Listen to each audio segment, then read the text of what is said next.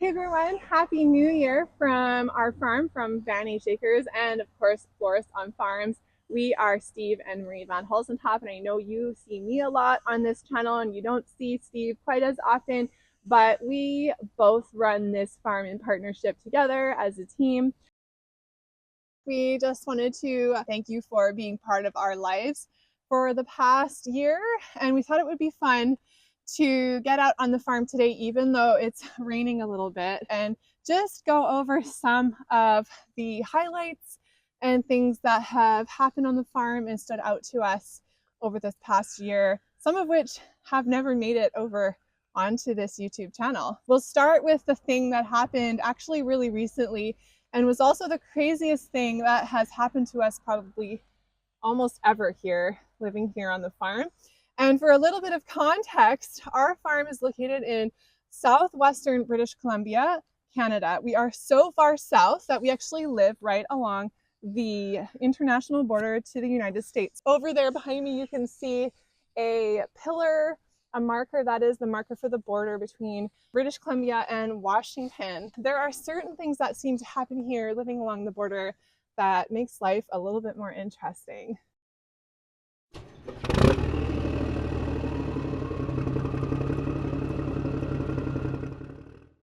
So just after Christmas, on December 27th, we were just hanging out on the farm, having a quiet day, and our farm gate was locked.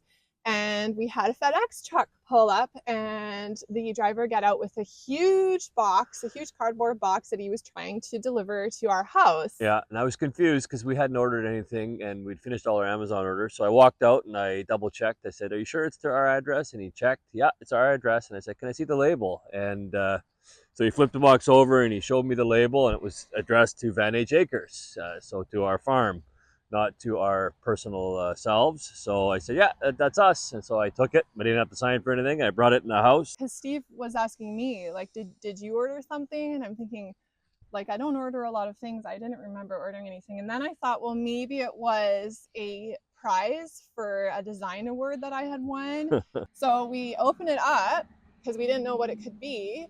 And we found inside seemed like what we thought was packages of old, moldy, dried out garlic. Yeah, vacuum packed Yeah. in these really nice packages in this box. And then looked at it, didn't look right. I looked carefully and I thought, actually, this looks like mushrooms. And they had some labels on it. I don't know, unique labels, but one said Yeti, Y-E-T-I. Though we were thinking maybe somebody, because of YouTube, because we're a little bit more public now with our farm, we thought maybe somebody had just sent it to us as a gift, and we weren't, there was no ID on it other than that, and there was no real ID of where it had come from. The box was actually, was it a Staples box? Staples, it was a Staples box, so it seemed a little bit strange. A Canadian company. So Steve got on his phone and looked up Yeti, and we found magic mushrooms. Yeah. So then we started to realize this was a little bit weird, and we weren't actually sure that this box was for us. So then we actually, because we had opened it upside down, so we actually flipped it over to have a better look at the shipping label and everything else, because there was a whole bunch of layers of shipping labels. And I opened up the shipping label. The description on what was in the box was blankets. And then we went a little further and I got to the original label on the box, and that's when I finally clued in. It wasn't addressed to us. It was that somebody had written the return label as Van H Acres, so our farm business name, and our address. That was the return, so it was returned to us. Return to sender. And we had never sent it. Yeah. So that is right around when we decided to call the cops. Yeah, well, we didn't know how to dispose of it. It was 15 pounds, all vacuum packed, and so I thought, this is awkward. If I end up in like my car or something with it, trying to get rid of it, I could get in trouble. So I thought, you know what, I'm just going to let the police come pick it up. So I called the local police department and they said, yeah, we're pretty quiet. We'll send a unit down. And they said, well, you won't be there in about 10-15 minutes. So I said, perfect. I'll go unlock the gate. So I walked up and I unlocked the gate. While I was doing it, checking a few other things, I saw a car drive by really slowly. Looking towards our front house, and I thought, oh, that's kind of awkward. Then it pulled a U-turn a couple doors down. I heard it coming back. It had a really loud muffler, and then it pulled over just past our house. And so I thought, oh, this is interesting. We came to our front driveway, and I said, "Can I help you?" And he says, "Yeah. I'm just, my sister sent a package." And I said, "A package? Oh, what kind of package?" And he said, "Well, she lives on the island." And he started with this whole story. I live just a couple doors down. And I thought, yeah, right. He said it was blankets, of course. And I said, "I don't know anything about a package." I said, "Maybe my wife got it, but I don't know anything about a package. Got to get your phone number and name, and I'll drop the package off for you." "Oh, sure, but you don't have to drop it off. I'm happy to come pick it up." Anyway, while this all transpired, I got his phone number and name. The police arrived, and so I thought, oh, perfect. They're going to apprehend this gentleman, or at least talk to him, get his name and number. So I tried to make that happen, but police officer wasn't that interested. He pulled over, opened his window about this much, and I said, "I'm the homeowner here," and I said, "This gentleman here is coming for his package." And he says, "Okay, so." And I said, "Well, he sent the package." He says, "Okay." And I said, "Well, do you know what's in the package?" "Shrooms." And anyway, at that point, I was fairly frustrated because I thought I'd done some, detective work to help this cop out, but the cop wasn't that interested. So I just looked at the gentleman with the package, and I said, "Hey, here's the cop. If you want your package back, you can talk to the cops." And I walked away. And so anyway, the cop proceeded to let that guy go, waited for a secondary cop to come, and then they came and knocked on our door. I think one of the funny things was we hadn't realized how significant this box was until the cops kept remarking about, Such a big box. yeah, Such a big many box. times. This is a huge Yeah. box. So they loaded it up, and they said that we were fine, that we were safe, and nobody would be back for it. And I think obviously the people that were trying to get back from us saw that we'd given it over to the cops, and the cops were here. So we still slept with all the house lights on that night. But after the cops left, we were more curious about the contents of the box and what it was worth, because they were making such a big deal about it. So you looked it up. Yeah, and it's Yeah. about $60,000 to $100,000. So depending, on the volume, the street value. So it's a significant little package there that we got. Maybe the most valuable shipment of anything to do with horticulture or growing that's ever landed on And the we farm. do not grow mushrooms. They grow naturally on the farm, mushrooms on the grass. Monetize all those. But we we do not grow them ourselves, the edible ones or the magic variety. One of my proud moments on the farm here this year with the crops is that I successfully bumped my first blooms of my dahlias up. I have done that in the past. I've bumped them up a little bit, but this year I figured out how to get my dahlias blooming super early. They were 6 weeks ahead of my normal bloom time out in the field. And I did that with a combination of waking them up early as well as getting them planted early. This is my dahlia house. So I planted them early in here using the hoop house. There's no heat in here, but just the natural temperatures with black tarps on the ground. And yeah, I'm pretty proud of managing to get that crop working for me so many weeks earlier in the season. I actually had my dahlias blooming at the same time as my peonies, which is a little bit weird, but also kind of awesome. We started farming here back in, what was it? 2015. 2015. So we've been here for about 10 years. Yeah, just about 10 years. And we've raised our kids here. So when we moved here, our oldest was just a toddler, and I was pregnant with number 2. Mm-hmm. And our oldest was, under 2 years old, I think. Yeah. So we've raised them here, and, a lot of that has been just trying to corral these little toddlers and try to get, all this farm stuff done. And it was a really intense period of time for us.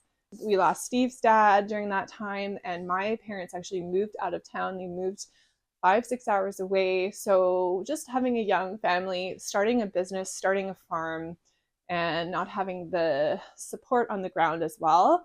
So looking back for us, we would both agree that one of our sort of big highlights this particular year has been seeing our kids, who are now, the oldest is 11, and then we have a 9-year-old, and our youngest is 7, and just being able to involve them every year and every month more and more into actually helping us on the farm, actually getting them working on the farm. One of the funnest things I did this year was a creative photo shoot that you may have seen the video for that one.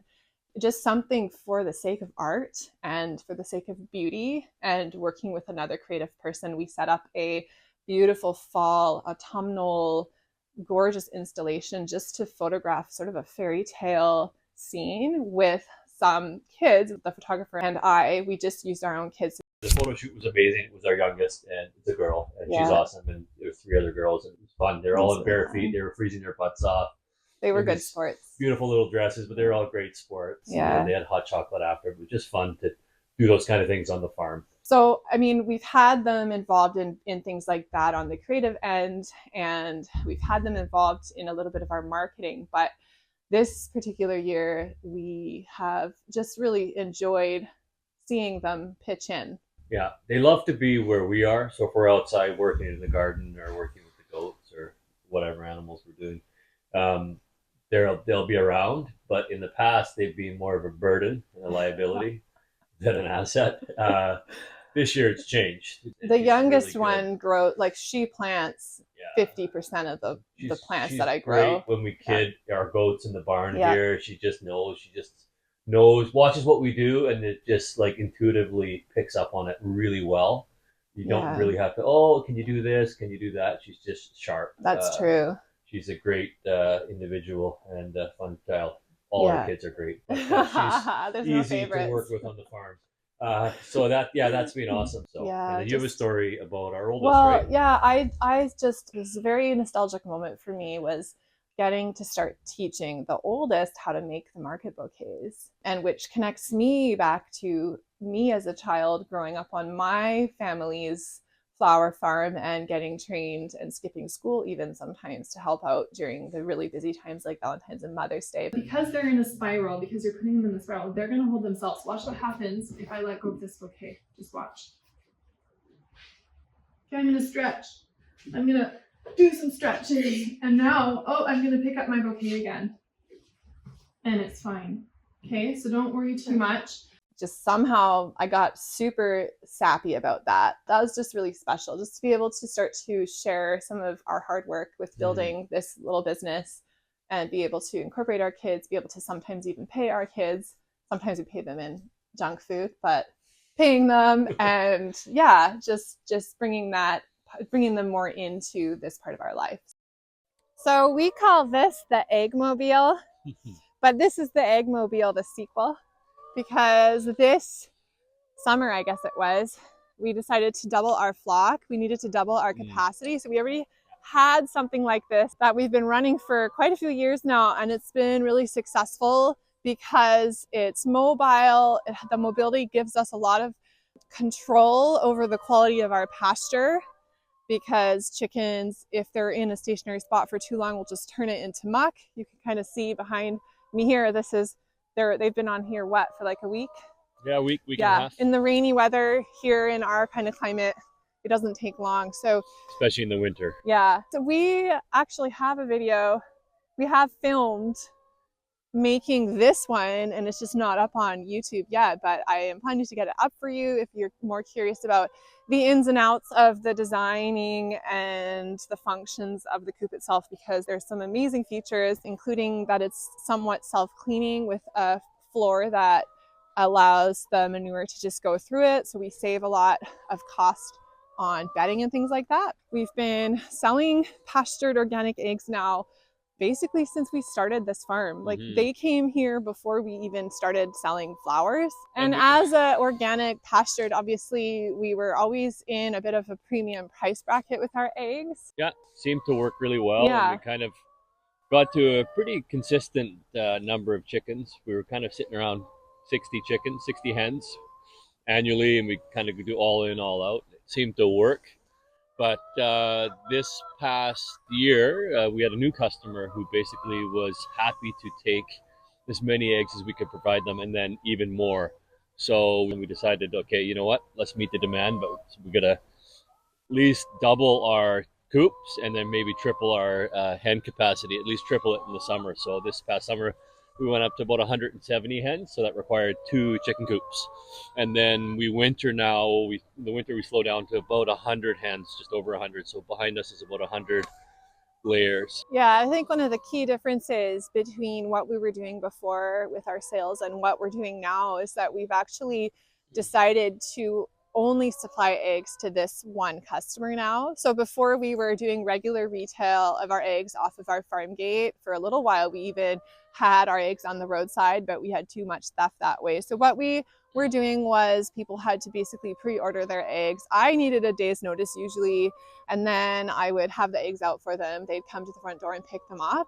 So it was very involved for me, and I was also having to make sure I remembered which customer was coming when, and certain ones wanted a standing order, and it was just very involved. I used to deliver to work, 10 dozen a week on Wednesday, and then other people here and there. And I, sometimes drop it off us in the area, but just managing it takes time. Now we manage one customer, and they're great. I actually deliver. It's on my way to work. It's the same time. It's just volume, right? So it makes it easy. So 50 dozen in the winter, and then in the summer we bump up to about 70 dozen, and possibly 90 dozen. So we may even grow more depending on their end. We'd be probably happy to grow more. We'll just change probably at the other end of that would be Marie more cleaning the eggs. If we get bigger, then we have to probably get some sort of egg washer. Yes, so actually that's become I'm getting a little tired of cleaning the eggs. We're still hand cleaning the eggs, and it's a significant amount of my day now when I look at a day as I'm essentially a stay-at-home mom. I'm a work-at-home mom. So all 3 of my kids, thankfully, they're in school now. So I have a work day, which is one reason why I'm on YouTube now, is I actually have dedicated hours to put into work. But it's a short day, and then to take an hour to 2 hours out of my day to process eggs, it feels like a bit of a sacrifice right now. I mean, this is profitable for us. This isn't a loss at any stretch. So it's a worthwhile time, but it definitely is a significant part of my week now. And it's taking away from flowers, YouTube, and other things. So it would be nice. We've been looking at some egg washers. And actually, if you have any suggestions for handy little something simple, something even we were thinking maybe our kids could operate. As a small sort of unit that we could use. Not a commercial size where we have to get a big unit and put it in the barn or anything like that. Just a small kind of unit that you could pick up. So under 100 pounds. If you know of anything, drop it in the comments, and thank you very much. So one big achievement this year was getting my YouTube channel monetized.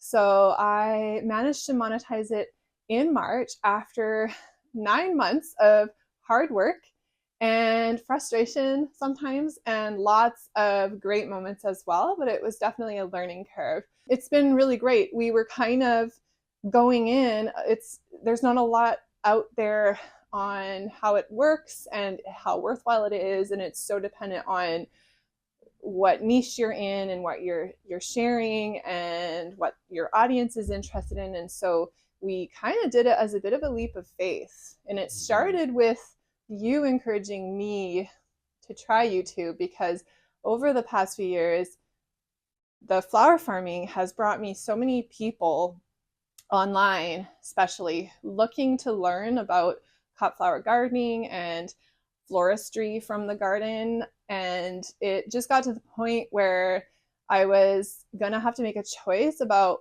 if I was gonna put actual time into going into that and trying to make that a part of my career. Marie's always had a lot of influence online, Instagram and Facebook, and we did some marketing for the farm. So I just thought it was kind of the next step in the evolution of her online world, right? YouTube. I watch a lot of YouTube channels. I prefer that to movies, and watching people farm all over the world, or watching people do woodwork or climb mountains or whatever you're into, and I enjoy it. And I thought, I know how much she enjoys doing bouquets and making wreaths, so I thought, we have a farm, we might as well try to share this knowledge with the rest of the world. So so at this point I wouldn't be quitting my day job. No, it's not like that, but I do see the potential.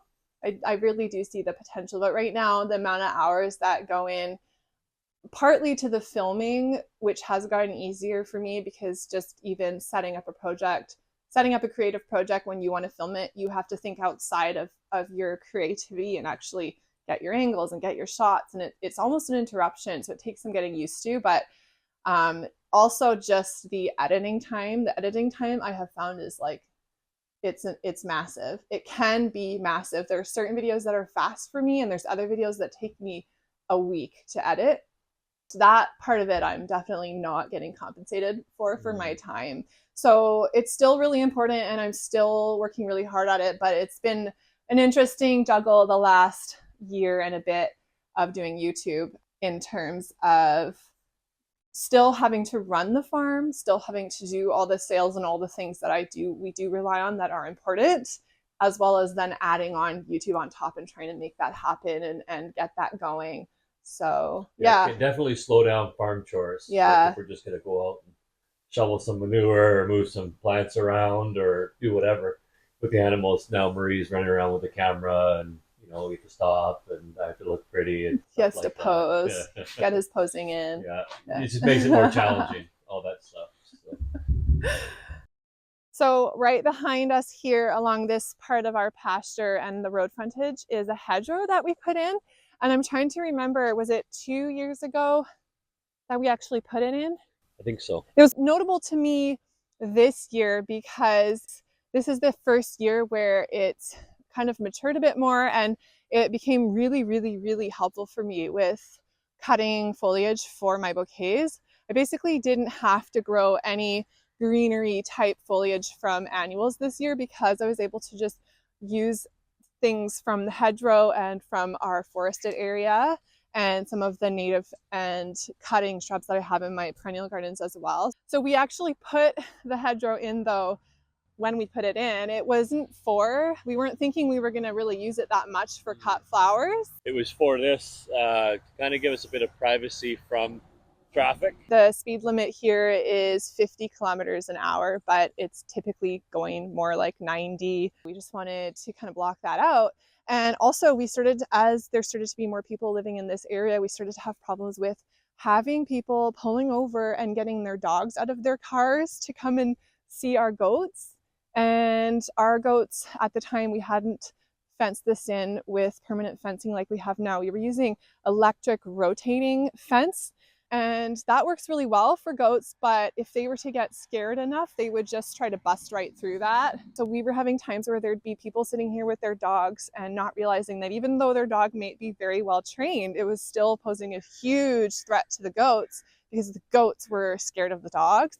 So we'd had enough, and we were like, let's just put something in that will just sort of bring some beauty in all the seasons, as well as provide some ecological enrichment and some drainage help, and ultimately some privacy. We didn't really plant any herbaceous perennials. It was all shrubs and shorter trees. Some of them are not native, but a lot of our focus was on natives. Some of the natives that grow in our area are excellent for cut flowers, one being physocarpus. It's actually one of my favorite cut flowers. It's beautiful. And I think that if we were putting in one now, or if we put in another one, I will be leaning even more heavily into the physocarpus, the snowberries, and some of the things that we have in there, but just not in the quantity that now I'm actually interested in. But even so, it's been amazing for bringing all that foliage that we all seem to struggle with for our bouquets. It's actually an amazing concept, and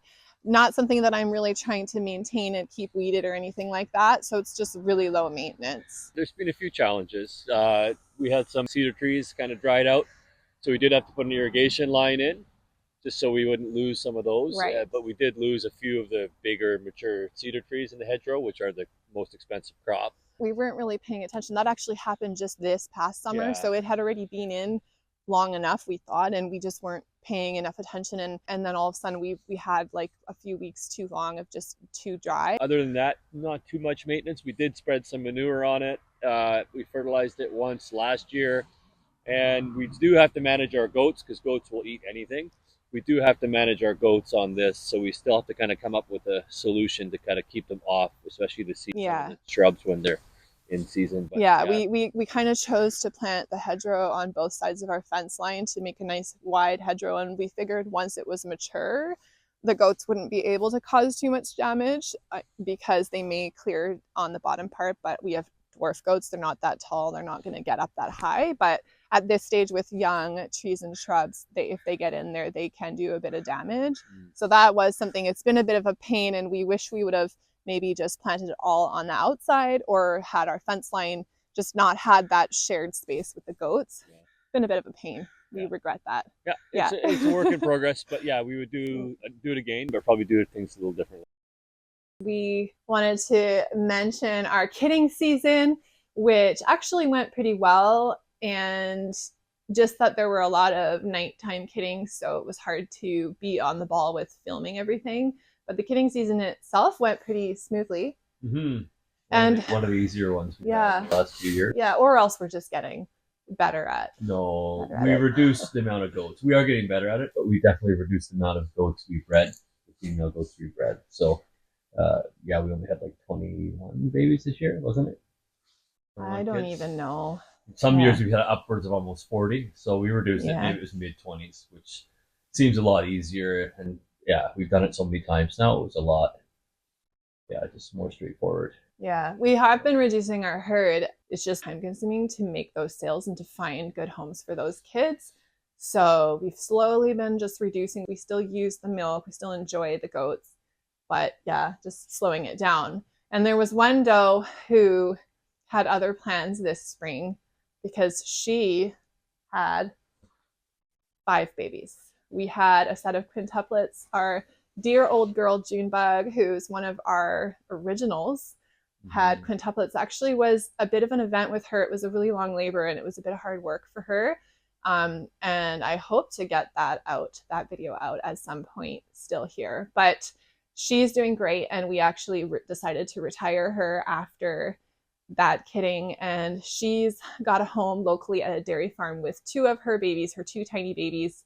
Of the 5, there were 2 really small ones. So she's got a cow dairy farm. Yes. So it's just their pets. And I actually popped in a month after we sold her. I was able to pop in, which was nice, which rarely happens. And they love it's amazing because they milk like 500-600 cows. And this couple was really excited about having this goat with her 2 babies. And they said, wow, she's just so fun, right? And it was really neat to see. So yeah, I think they said they had the goats have so much more personality. Than a Holstein dairy just cow. Like so much personality and spunk, and like they're so playful because they'll jump up on things. They were really enjoying them as pets. So that's really nice. That was what I hoped for her, was to go somewhere as a pet and also with some of her kids, so she wouldn't have the stress of more moving on her own. So yeah. All right, we are standing in one of our favorite projects that we've done here on the farm. Do you want to tell them? Well, our perennial garden, I don't know what you call it. Yeah, there's a the name. perennial cut flower garden. Okay, our garden's around the house. Yeah, we built a big sun deck behind the house, and part of building the sun deck, we thought we would incorporate some nice gardens around the sun deck and around the whole entire house with kind of grass walkways that I could mow, but also that I could walk on in the summer and enjoy the flowers and the shrubs growing. One of the things that we saw when we put this garden in, which basically we started entirely from seed, and I think that's a great option for starting a perennial garden to save on cost, but it does take a little longer. But one of the things we saw already, even in the first year when the plants weren't even that mature, was how much birds came in this space. They just started to habituate this area, and it was just really neat. And that kind of got us a little bit more interested in trying to expand on that even more. The garden now this year has become a huge part of my bouquet production, particularly for in the summertime. It's made things a lot easier, much like the hedgerow, just giving me lots of material to cut from. More and more, I think we both want to go into doing expansions and adding even more perennial gardens. In fact, the perennials are starting to even take over on what used to be in my main flower field, what used to just be annuals. We're starting to go even more permanent over there.